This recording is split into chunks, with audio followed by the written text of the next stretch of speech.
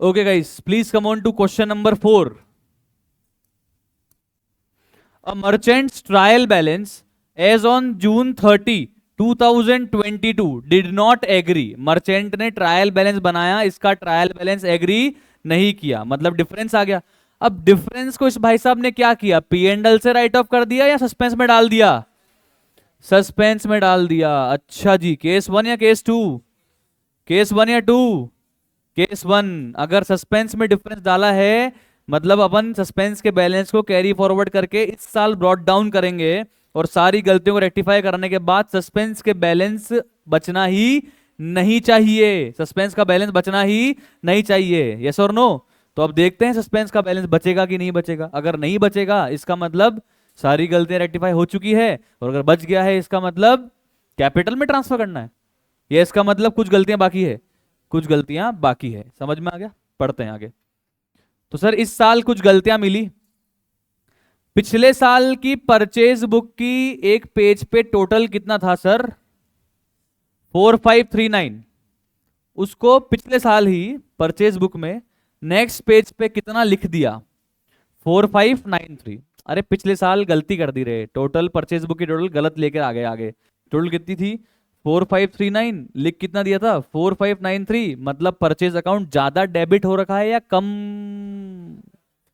ज्यादा डेबिट हो रखा है परचेज अकाउंट। क्या करेंगे? क्रेडिट करेंगे। और डेबिट किसको करेंगे? सस्पेंस को। तो अब suspense account debit to purchase होनी चाहिए ना वैसे तो एंट्री, पर परचेज आएगा, क्या आएगा? तो एंट्री क्या बनी? Suspense account debit to P and L adjustment. Suspense account debit to P and L adjustment.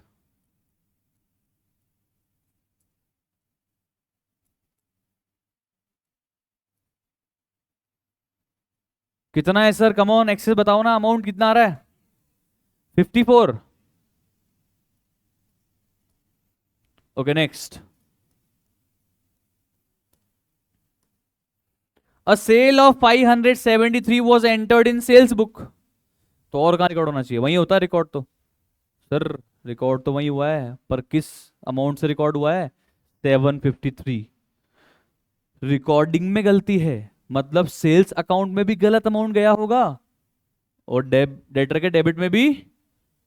Sir sales के क्रेडिट में गलत अमाउंट गया है, बट डेटर के तो भाई साहब क्रेडिट में ही डाल दिया इन्होंने।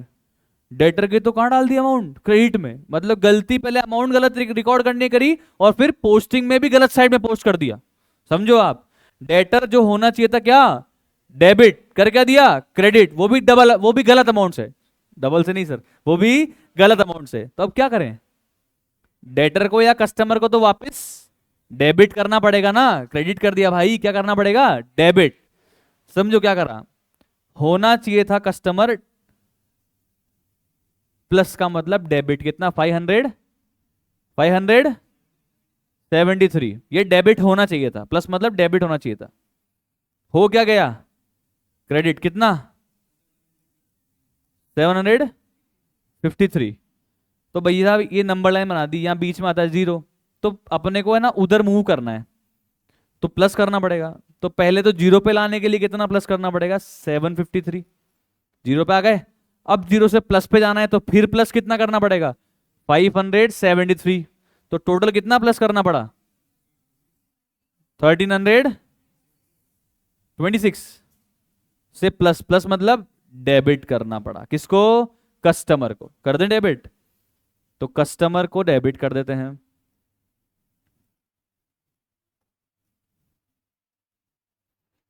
वन 1326। आई होप समझ में आया होगा। अब आगे समझते हैं इसी पॉइंट में। अभी अपन सेल्स को क्रेडिट किस अमाउंट से होना चाहिए था? 573, क्योंकि एक्चुअल सेल्स ही यही है। अब रिकॉर्डिंग में गलत कर दिया होगा तो सेल्स अकाउंट क्रेडिट भी किससे हुआ? गलत अमाउंट से हुआ होगा। तो कितना क्रेडिट हो गया? 753। होना चाहिए था 573। तो कितने ज्यादा अमाउंट से क्रेडिट हो गया? अरे सर कैलकुलेटर चलाओ, मुंह मत देखो। कितने ज्यादा अमाउंट से क्रेडिट हो गया? 180 से ज्यादा क्रेडिट हो गया सेल्स अकाउंट। यस और नो? क्या करेंगे आज? डेबिट करेंगे। पर सेल्स को डेबिट करेंगे या पी एंड एल एडजस्टमेंट को? पी एंड एल एडजस्टमेंट को।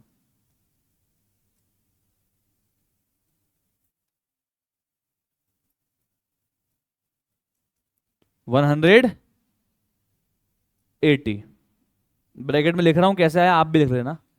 753 माइनस 573 और कस्टमर कैसे आया? तो 753 प्लस 573 लिख लेना भाई साहब इसको। अब क्रेडिट किसको करें?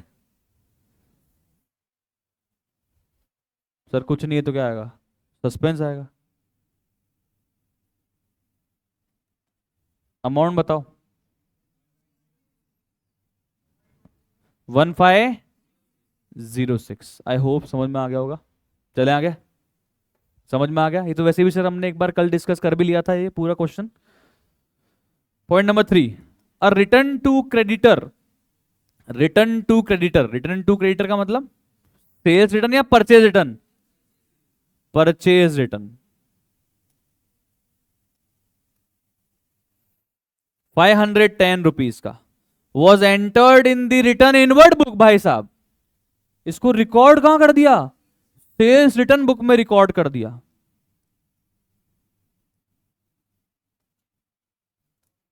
एक बार का छोड़ो, क्या करना था, मैं तो बोल रहा हूं इन्होंने किया क्या वो चेक करते हैं। रिकॉर्ड कहां किया? रिकॉर्ड कहां किया? सेल्स रिटर्न बुक में। सेल्स रिटर्न बुक में रिकॉर्ड किया तो इसका मतलब फिर इफेक्ट कहां कहां जाना चाहिए था? एक तो सेल्स रिटर्न अकाउंट में डेबिट होना चाहिए था और एक जिस बंदे का है उसके अकाउंट में क्रेडिट होना चाहिए था। पर ये बोल रहा है कि सेल्स रिटर्न बुक में रिकॉर्ड तो किया बट फिर भी पता नहीं कैसे क्रेडिटर के अकाउंट में तो जहां पोस्टिंग जानी चाहिए थी वहीं चली गई। अच्छा, परचेज रिटर्न के अंदर अगर अपन एंट्री सही करते तो क्या एंट्री होती? Creditor account debit to purchase return, मतलब क्रेडिटर होना चाहिए था डेबिट। ठीक है, अब सेल्स रिटर्न की बुक में अगर रिकॉर्ड किया तो एंट्री क्या होनी चाहिए थी? Sales return account debit to creditor. पर ये बोल रहा है कि नहीं नहीं, सेल्स रिटर्न अकाउंट में रिकॉर्ड करने के बावजूद भी क्रेडिटर तो क्या हुआ है? सही पोस्ट हुआ है, मतलब क्रेडिटर तो क्या हुआ है? डेबिट हुआ है। हेलो, मतलब क्रेडिटर के अकाउंट में कोई गलती नहीं है, मतलब गलती सिर्फ दो अकाउंट में। कौन कौन से? एक तो सेल्स रिटर्न का अकाउंट जबरदस्ती डेबिट हो गया और एक परचेज रिटर्न का अकाउंट जो होना चाहिए था क्रेडिट, वो कुछ भी नहीं हुआ। तो क्या करें? सेल्स रिटर्न जो जबरदस्ती डेबिट में खड़ा है उसको तो क्या करना है, लिखना मत अभी। सेल्स रिटर्न जो जबरदस्ती डेबिट खड़ा है उसको तो क्या कर देंगे, लिखना मत अभी, क्रेडिट। फिर परचेज रिटर्न जो क्रेडिट होना चाहिए था और कुछ हुआ ही नहीं बेचारे को, उसको अब क्या कर देंगे, क्रेडिट। डेबिट में क्या आएगा, सस्पेंस। कितने अमाउंट से बताओ सर, बताओ। 10, यही होनी चाहिए एंट्री। बट क्योंकि हम लोग पिछले साल ही गलती इस साल रेक्टिफाई कर रहे हैं, तो सेल्स रिटर्न और परचेज रिटर्न की जगह क्या यूज किया जाएगा? तो दो बार to P and L adjustment लिखूं या एक बार जोड़ के? तो आ जाएगा यहां पे to P and L adjustment.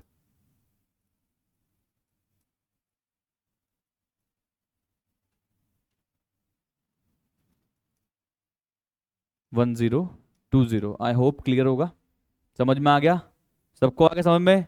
अरे बोलो भाई, आया कि नहीं आया? अभी तो लंच करके आए हो, एनर्जी रहनी चाहिए बॉडी में। क्या ऐसे, क्या बिना न्यूट्रिशन वाला खाना खिलाते हैं घर वाले आपके? क्या हो गया? सर लंच करके आया ना, नींद आ रही है, छाछ पी ली हमने।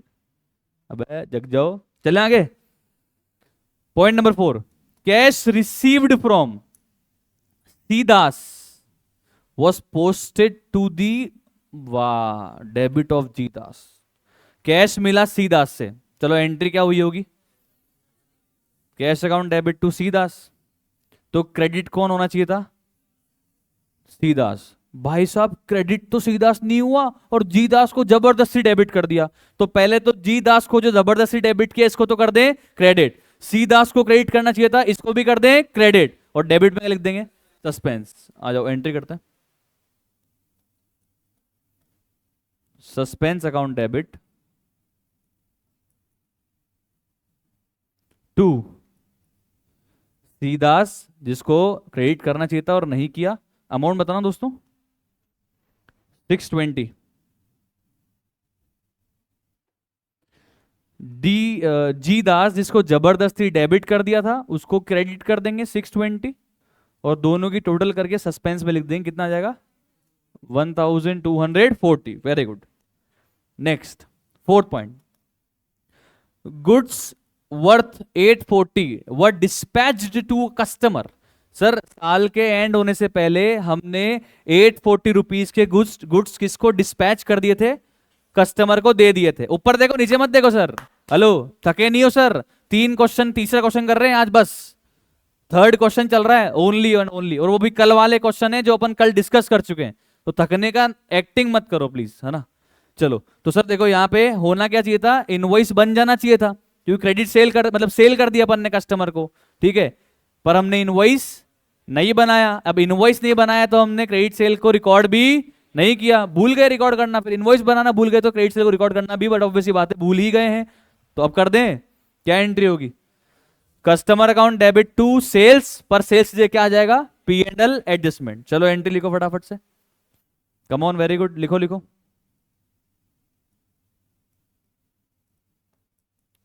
Customer account debit to sales तो आएगा नहीं, P&L एडजस्टमेंट।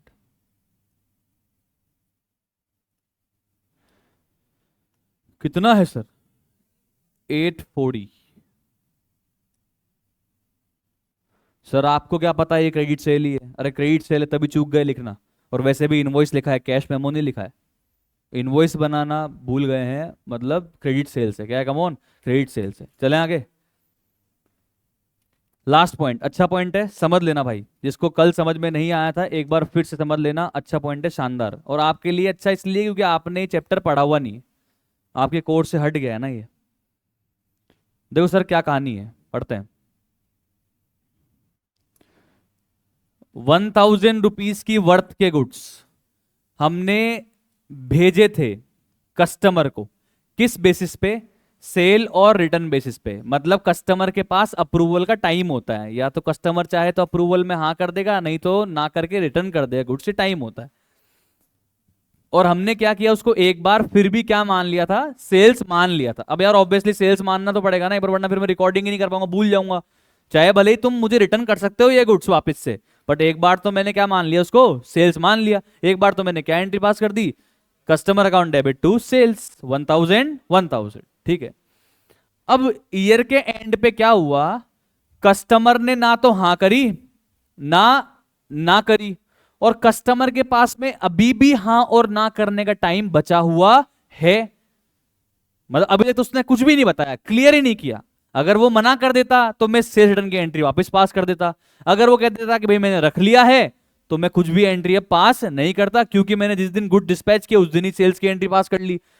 हेलो, अब ना तो हां किया ना किया, तो हम सेल्स मान ले? नहीं सर, हम सेल्स नहीं मान सकते। प्रूडेंस कॉन्सेप्ट, कंजर्वेटिज्म अप्रोच, हम कभी भी अच्छा अच्छा हमारे लिए अज्यूम नहीं कर सकते सर। हमको तो यही मानना पड़ेगा कि क्या पता ना कर दे तो हम इसको सेल्स नहीं मान सकते। तो मुझे वापस से आज क्या एंट्री करनी चाहिए, ईयर एंड पे मुझे क्या एंट्री करनी चाहिए थी? पहली एंट्री सर एक तो रिवर्स कर दो आप, जिसको सेल्स माननी उसको क्या कर दो आप, रिवर्स कर दो। रिवर्सल एंट्री क्या होगी? Sales account debit to customer, reverse तो करना पड़ेगा। उसने अभी तक हाँ भी नहीं किया है ना भी नहीं किया है। हाँ कर देता तो कोई एंट्री पास ही नहीं करता आज, और ना कर देता तो ये तो भी यही एंट्री पास करता रिवर्सल की। कितने रुपए की? 1000। समझ में आया क्या? अरे बोलो, अब मेरी बात सुनो। अब अगर मैं इसको सेल्स नहीं मान रहा, तो जो गुड्स कस्टमर के पास रखे हुए हैं उसको मैं अपना स्टॉक तो मानूंगा, उसको मैं अपना स्टॉक तो मानूंगा, यस और नो? उसको अपना मैं स्टॉक तो मानूंगा। तो स्टॉक मानूंगा तो क्या एंट्री करूंगा? क्लोजिंग स्टॉक की एंट्री होती है closing stock account debit to trading. तो यहां पे भी क्या लिख दूंगा? यहां पे या तो मैं closing stock account debit to trading लिख दूं, या फिर inventory lying with customer account debit to trading लिख दूं, ठीक है। तो मैं लिख रहा हूं यहां पे इन्वेंट्री किसके पास रखी है? मेरी इन्वेंट्री है, रखी किसके पास है? कस्टमर के पास।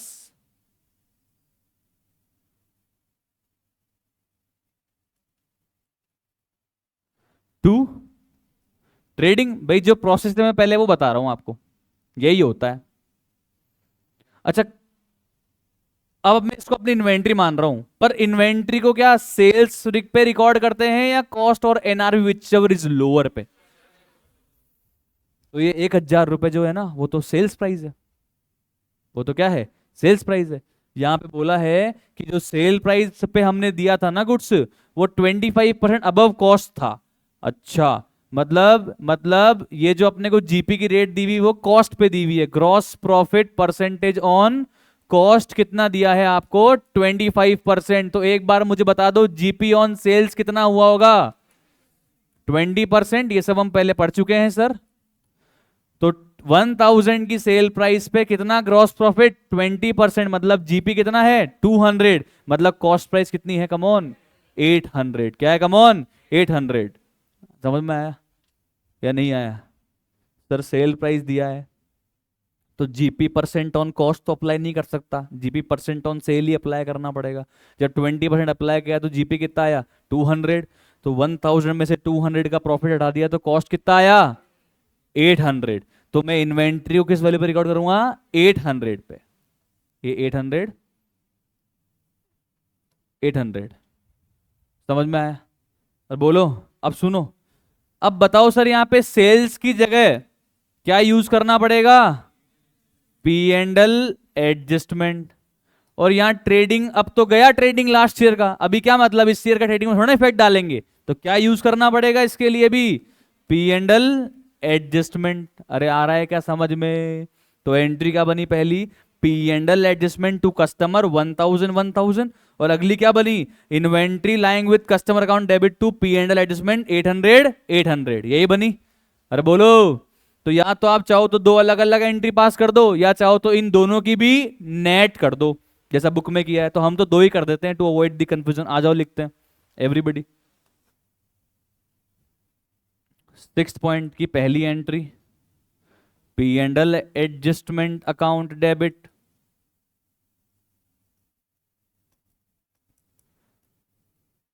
To customer. कितने रुपए सर? 1000। और अगली entry inventory lying with customer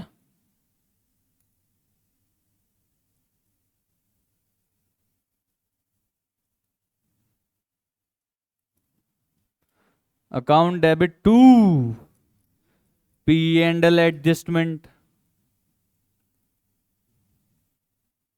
और सर इन्वेंट्री की एंट्री तो कॉस्ट और एनआरवी विच इज लोअर ही होती है ना सर। कॉस्ट 800 है, एनआरवी 1000 है, तो किससे रिकॉर्ड करेंगे? 800 से ही करेंगे सर। इन दोनों की नेट करते तो क्या करते? देखो ना, पी एंड एल एडजस्टमेंट यहाँ डेबिट हो रहा है 1000 से, यहाँ क्रेडिट हो रहा है 800 से, तो नेट डेबिट कर देते। P and L adjustment account debit 200, inventory lying with customer account debit 800 to customer 1000। Net भी कर सकते हैं, अलग भी कर सकते हैं, मैंने अलग अलग करवा दी। बोलो क्लियर है? अब बताओ सर, इस टाइप के क्वेश्चन में हम अब क्या बनाएंगे? सस्पेंस अकाउंट और पी एंड एल एडजस्टमेंट। और हमें क्या देखना चाहता हूं मैं कि सस्पेंस का बैलेंस बचा है कि नहीं बचा है। अगर सस्पेंस का बैलेंस नहीं बचा है इसका मतलब सारी एरर्स रेक्टिफाई हो चुकी है। और सस्पेंस का बैलेंस बच गया है तो क्या कैपिटल में ट्रांसफर कर दूं? नहीं नहीं सर, यहां पे सस्पेंस का बैलेंस कैपिटल में ट्रांसफर नहीं होगा। ये इलस्ट्रेशन 8 वाला क्वेश्चन नहीं है। हेलो, यहां पे सस्पेंस का बैलेंस अगर बच रहा है इसका मतलब अभी भी कोई गलतियां बाकी है। चलो आओ बनाते हैं इनका अकाउंट एवरीबॉडी। सस्पेंस का अकाउंट बनवाओ। चलो, ओपनिंग बैलेंस कितना था? ओपनिंग बैलेंस दिया है क्या इन्होंने?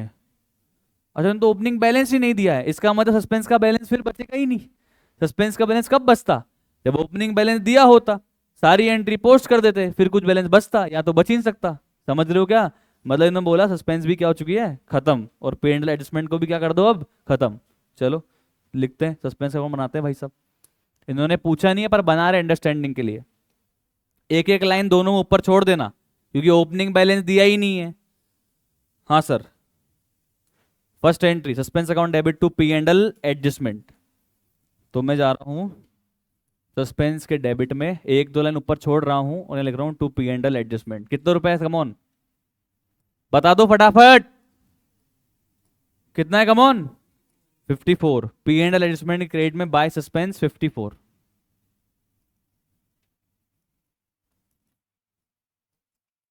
Okay, next next next entry. Customer से कोई मतलब नहीं है, P and L adjustment account debit to suspense, तो पी एंड एल के डेबिट में जा रहा हूं और लिख रहा हूं टू सस्पेंस। कितना है? कितना है? कोई नहीं बोल रहा है सर, खाना हमारे घर पे खिलाते ही नहीं, क्या करें? कितना आ रहा है? 180। सस्पेंस के क्रेडिट में जाएं, क्या क्या लिख दें? बाय कस्टमर कितना? 1326 और by P and L adjustment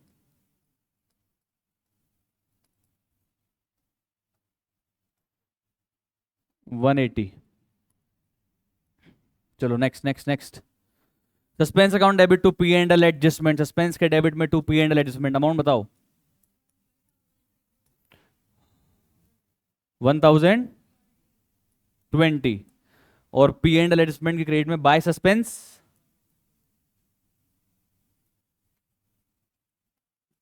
1020। Sir posting कर रहा हूं, आप भी करो साथ साथ फटाफट से। आगे देखो आगे देखो, सस्पेंस के डेबिट में जाना पड़ेगा। To C Das, to G Das 620। आगे देखो भाई, customer to P and L adjustment, तो पी एंड एल एडजस्टमेंट के क्रेडिट में जाना पड़ेगा।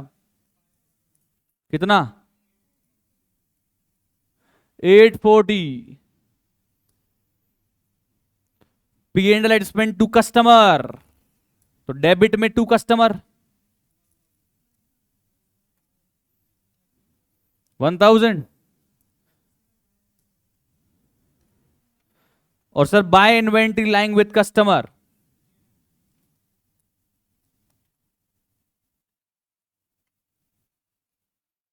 अब यार एक बात बताओ, सस्पेंस का बैलेंस बच रहा है या नहीं बच रहा है, उसके लिए तो हमारे पास में क्या होना चाहिए था? ओपनिंग बैलेंस होना चाहिए था ना, वो तो हमारे पास में है ही नहीं। इसका मतलब सस्पेंस का बैलेंस हमको यही मानना पड़ेगा कि नहीं बच रहा है, और जो डिफरेंस आएगा इसका मतलब वो क्या निकल जाएगा? हमारा ओपनिंग बैलेंस। एक बार चेक करना किधर डिफरेंस आ रहा है, छोटा कौन साइड आ रहा है? Credit side. डेबिट टोटल बताओ कितनी आ रही है? 2340 14।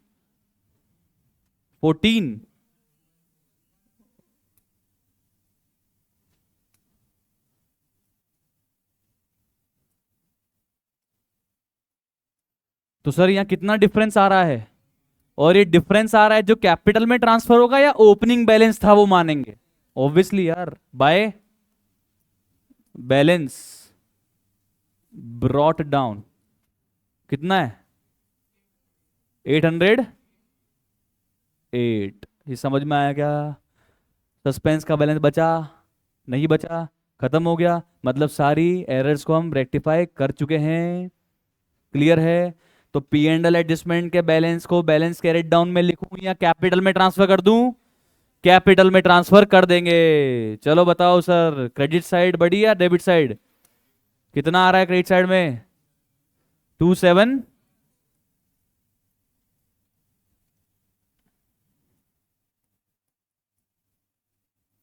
कितना डिफरेंस आ गया सर? तो टू बैलेंस कैरेट डाउन या टू कैपिटल? To capital 1534। तो ये एंट्री जाके जर्नल में लिख दो फटाफट से। क्या एंट्री हो गई? P and L adjustment account debit to capital 1534।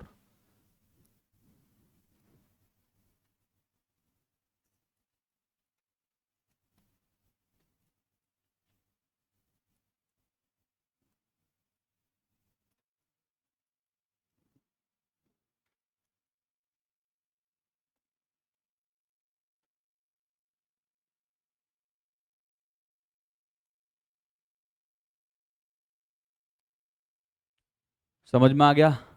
बोलो क्लियर। तो this is all about question number 4। अब आप AQB के क्वेश्चन ट्राई कर सकते हो, ठीक है? मैं कल करवाऊंगा। Thank you so much, bye bye.